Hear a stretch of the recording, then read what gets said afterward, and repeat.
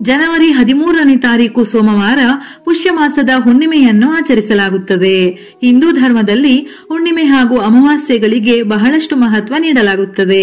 ಹುಣ್ಣಿಮೆಯ ಆರಾಧನೆಯು ಸಂತೋಷ, ಸಮೃದ್ಧಿ, ಆಧ್ಯಾತ್ಮಿಕ ಬೆಳವಣಿಗೆಯನ್ನು ತರುತ್ತದೆ. ಒಂದು ಸಂವತ್ಸರ ಅಥವಾ ಒಂದು ವರ್ಷದಲ್ಲಿ 12 ಹುಣ್ಣಿಮೆಗಳಿಗೂ ಒಂದೊಂದು ವಿಶೇಷತೆ ಇರುವಂತೆ ಪುಷ್ಯ ಮಾಸದಲ್ಲಿ ಬರುವ ಹುಣ್ಣಿಮೆಯನ್ನು ಬನದ ಹುಣ್ಣಿಮೆ, ಬನಶಂಕರಿ ಹುಣ್ಣಿಮೆ ಮತ್ತು ಶಾಕಾಂಬರಿ ಹುಣ್ಣಿಮೆ ಎಂದು ಕರೆಯಲಾಗುತ್ತದೆ.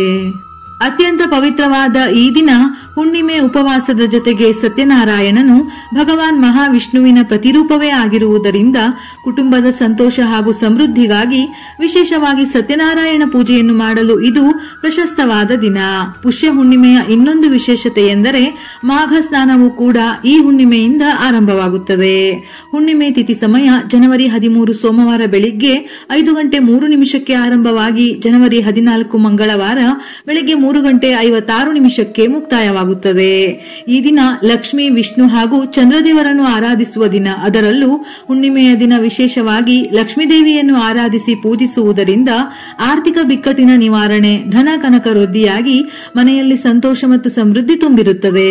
ಶುಕ್ರ ಹಾಗೂ ಚಂದ್ರಗ್ರಹಗಳ ದೋಷವನ್ನು ಶಾಕಾಂಬರಿ ದೇವಿಯು ನಿವಾರಿಸುತ್ತಾಳೆ. ಹಾಗಾಗಿ ಜಾತಕದಲ್ಲಿ ಶುಕ್ರ ಗ್ರಹಗಳು ನೀಚ ಸ್ಥಾನದಲ್ಲಿದ್ದರೆ ಪುಷ್ಯ ಮಾಸದ ಬನದ ಹುಣ್ಣಿಮೆಯ ದಿನ ಬನಶಂಕರಿ ದೇವಿಯನ್ನು ಪೂಜಿಸಿ ಆರಾಧಿಸುವುದರಿಂದ ಉತ್ತಮ ಫಲಗಳನ್ನು ಪಡೆಯಬಹುದೆಂದು ಸ್ಕಂದ ಪುರಾಣದಲ್ಲಿ ಉಲ್ಲೇಖಿಸಲಾಗಿದೆ. ಈ ದಿನ ಶೀತಬಾಧೆ, ಕಿಡ್ನಿ ಸಮಸ್ಯೆ, ರಕ್ತಕ್ಕೆ ಸಂಬಂಧಪಟ್ಟ ತೊಂದರೆ ಇರುವವರು, ಮಾನಸಿಕ ಸಮಸ್ಯೆ, ಹಣಕಾಸಿನ ಸಮಸ್ಯೆ ಇರುವವರು ಪುಷ್ಯ ಮಾಸದ ಹುಣ್ಣಿಮೆಯ ದಿನ ದೇವಿಯನ್ನು ಪೂಜಿಸಿದರೆ ಸಕಲವನ್ನು ಕರುಣಿಸುತ್ತಾಳೆ ಎಂದು ಹೇಳುತ್ತಾರೆ. ಹುಣ್ಣಿಮೆಯ ದಿನದಂದು ಚಂದ್ರನು ಗ್ರಹದ ಪ್ರತಿಯೊಂದು ಅಂಶದ ಮೇಲೆ ಸಂಪೂರ್ಣ ನಿಯಂತ್ರಣವನ್ನು ಹೊಂದಿರುತ್ತಾನೆ. ಹಾಗಾಗಿ ಈ ದಿನವನ್ನು ದೈವಿಕತೆಯ ದಿನ ಎಂದು ಕರೆಯುತ್ತಾರೆ. ಹುಣ್ಣಿಮೆಯ ದಿನದಂದು ಲಕ್ಷ್ಮೀ ದೇವಿಯನ್ನು ಪೂಜಿಸುವುದರಿಂದ ಹಣಕ್ಕೆ ಸಂಬಂಧಿತ ಸಮಸ್ಯೆಗಳು ದೂರವಾಗುತ್ತವೆ. ಇದರಿಂದ ಮನೆಯಲ್ಲಿ ಸಂತೋಷ ಮತ್ತು ಸಮೃದ್ಧಿ ತುಂಬಿರುತ್ತದೆ ಎಂದು ಪುರಾಣಗಳಲ್ಲಿ ಉಲ್ಲೇಖವಿದೆ. ದುರ್ಗಾ ಮಾತೆಯ ಮತ್ತೊಂದು ಹೆಸರು ಶಾಕಾಂಬರಿ. ಈ ದಿನ ಶಾಕಾಂಬರಿ ತಾಯಿಯು ಹುಟ್ಟಿದ ದಿನ ಎಂದು ಪುರಾಣಗಳು ಹೇಳುತ್ತವೆ. ಸಾವಿರಾರು ವರ್ಷಗಳ ಹಿಂದೆ ದುರ್ಗಮಾಸುರನೆಂಬ ದೈತ್ಯನನ್ನು ಸಂಹರಿಸಲು ಯಜ್ಞದಲ್ಲಿ ಉತ್ಪನ್ನಳಾದ ಶಕ್ತಿ ದೇವತೆಯೇ ಶಾಕಾಂಬರಿ.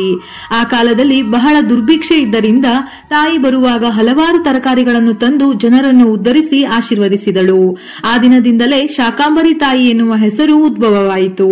ಹಾಗಾಗಿ ಈ ಹುಣ್ಣಿಮೆಯ ದಿನ ವಿಶೇಷವಾಗಿ 108 ತರಕಾರಿಗಳನ್ನು ಸಮರ್ಪಿಸುವ ಸಂಪ್ರದಾಯವು ಇನ್ನೂ ಕೆಲವು ಕಡೆ ಇದೆ.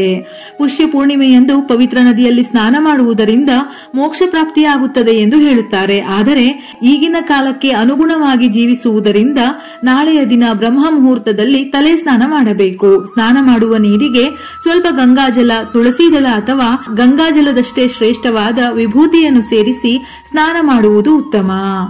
ನಂತರ ಸೂರ್ಯನಿಗೆ ನೀರನ್ನು ಅಂದರೆ ಅರ್ಘ್ಯವನ್ನು ಅರ್ಪಿಸಿ ಓಂ ಘೃಣಿಸೂರ್ಯಾಯ ನಮಃ ಎಂಬ ಮಂತ್ರವನ್ನು ಜಪಿಸಬೇಕು. ಇದು ಸಾಧ್ಯವಿಲ್ಲವೆಂದಾದರೆ ಸ್ನಾನದ ನಂತರ ಸೂರ್ಯನಿಗೆ ಮುಖ ಮಾಡಿ ಭಕ್ತಿಯಿಂದ ಪ್ರಾರ್ಥಿಸಿ ನಮಸ್ಕಾರ ಮಾಡಿದರೂ ಕೂಡ ಒಳ್ಳೆಯದು.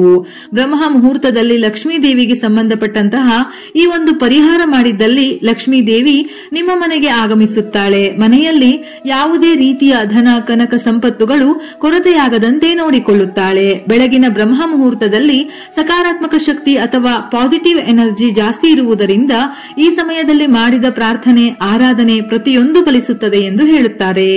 ಈ ದಿನ ದೇವರ ಮನೆಗೆ ಅರಿಶಿನದ ನೀರನ್ನು ಸಿಂಪಡಿಸಿ ದೀಪ ಬೆಳಗಿ ರಂಗೋಲಿಯನ್ನು ಹಾಕಿ ನಂತರ 2 ಶುದ್ಧವಾದ ವೀಳ್ಯದೆಲೆಗೆ ಅರಿಶಿನ ಕುಂಕುಮವನ್ನು ಹಚ್ಚಿ ಅದರ ಮೇಲೆ 11 ಕವಡೆಯನ್ನು ಇಡಬೇಕು. ಒಂದು ವೇಳೆ ಲಕ್ಷ್ಮಿಯ ವಿಗ್ರಹ ಅಥವಾ ಫೋಟೋ ಇದ್ದರೆ ಕವಡೆಗಳನ್ನು ಲಕ್ಷ್ಮಿಯ ಮುಂದೆ ಇಡಬಹುದು. ಇಲ್ಲವೆಂದಾದರೆ ತಾಯಿ ಲಕ್ಷ್ಮಿಯನ್ನು ಪ್ರಾರ್ಥಿಸಿ ದೇವರ ಮನೆಯಲ್ಲಿ 11 ಕವಡೆಯನ್ನು ಇಟ್ಟು ಆ ಕವಡೆಗೆ ಅರಿಶಿನ, ಕುಂಕುಮ, ಗಂಧವನ್ನು ಹಚ್ಚಿ ಹೂವನ್ನು ಇಟ್ಟು ಪೂಜೆಯನ್ನು ಮಾಡಿ ಲಕ್ಷ್ಮೀ ದೇವಿಯನ್ನು ಮನಸಾರೆ ಬೇಡಿಕೊಳ್ಳಬೇಕು. ನಮ್ಮ ಮನೆಗೆ ಬಂದು ನಮ್ಮನ್ನು ಆಶೀರ್ವದಿಸಿ ಆಯುರಾರೋಗ್ಯ, ಆಯುಷ್ಯ, ಧನ, ಸಂಪತ್ತು ಎಲ್ಲವನ್ನೂ ಕರುಣಿಸು ಎಂದು ಪ್ರಾರ್ಥನೆ ಮಾಡಿ ಹುಣ್ಣಿಮೆಯ ಮರುದಿನ ಆ ಕವಡೆಯನ್ನು ಕೆಂಪು ಬಟ್ಟೆಯಲ್ಲಿ ಗಂಟು ಕಟ್ಟಿ ನೀವು ಕೆಲಸ ಮಾಡುವ ವ್ಯಾಪಾರ ಸ್ಥಳದ ಕ್ಯಾಶ್ ಬಾಕ್ಸ್ ಅಥವಾ ಮನೆಯಲ್ಲಿ ದುಡ್ಡು ಇಡುವ ಜಾಗದಲ್ಲಿ ಇಟ್ಟರೆ ನಿಮ್ಮ ಜೀವನ ಹಾಗೂ ನಿಮ್ಮ ಮನೆಗೆ ಸದಾ ಲಕ್ಷ್ಮೀ ದೇವಿಯ ಅನುಗ್ರಹ ಪ್ರಾಪ್ತಿಯಾಗುತ್ತದೆ. ಇದರಿಂದ ಲಕ್ಷ್ಮೀ ದೇವಿಯು ಮನೆಗೆ ಆಗಮಿಸುತ್ತಾಳೆ ಎನ್ನುವ ನಂಬಿಕೆ.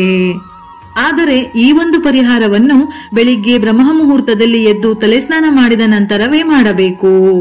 ಹುಣ್ಣಿಮೆಯ ದಿನ ಮನೆಯ ಮುಖ್ಯ ದ್ವಾರಕ್ಕೆ ಮಾವಿನ ತೋರಣಗಳನ್ನು ಹಾಕುವುದರಿಂದ ಯಾವುದೇ ರೀತಿಯ ದೃಷ್ಟಿದೋಷ ಅಥವಾ ಕೆಟ್ಟ ಶಕ್ತಿಗಳಿದ್ದರೆ ನಿವಾರಣೆಯಾಗಿ ಶುಭ ಫಲಗಳು ಪ್ರಾಪ್ತಿಯಾಗುತ್ತದೆ.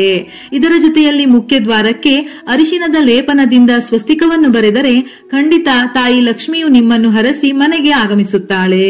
ಪುಷ್ಯ ಮಾಸ ಸೂರ್ಯದೇವನದ್ದು, ಪೂರ್ಣಿಮಾ ತಿಥಿ ಚಂದ್ರನದ್ದು. ಹಾಗಾಗಿ ಸೂರ್ಯ ಮತ್ತು ಚಂದ್ರರ ಅದ್ಭುತ ಸಂಗಮವು ಪುಷ್ಯ ಪೂರ್ಣಿಮಾ ತಿಥಿಯೆಂದು ಮಾತ್ರವೇ ಸಂಭವಿಸುತ್ತದೆ. ಆದ್ದರಿಂದ ಈ ದಿನ ಸ್ನಾನ ಮತ್ತು ಧರ್ಮ ಕಾರ್ಯಗಳನ್ನು ಮಾಡುವುದರಿಂದ ಪುಣ್ಯ ಬರುತ್ತದೆ. ಇಂದು ಬಡವರಿಗೆ ಮತ್ತು ಬ್ರಾಹ್ಮಣರಿಗೆ ದಾನ ಮಾಡುವುದು ಅತ್ಯಂತ ಪವಿತ್ರವೆಂದು ಹೇಳುತ್ತಾರೆ. ಹಾಗಾಗಿ ಈ ದಿನ ಸೂರ್ಯ ಮತ್ತು ಚಂದ್ರ ಇಬ್ಬರನ್ನು ಪೂಜಿಸುವುದರಿಂದ ಸಕಲ ಇಷ್ಟಾರ್ಥಗಳು ಈಡೇರುತ್ತವೆ.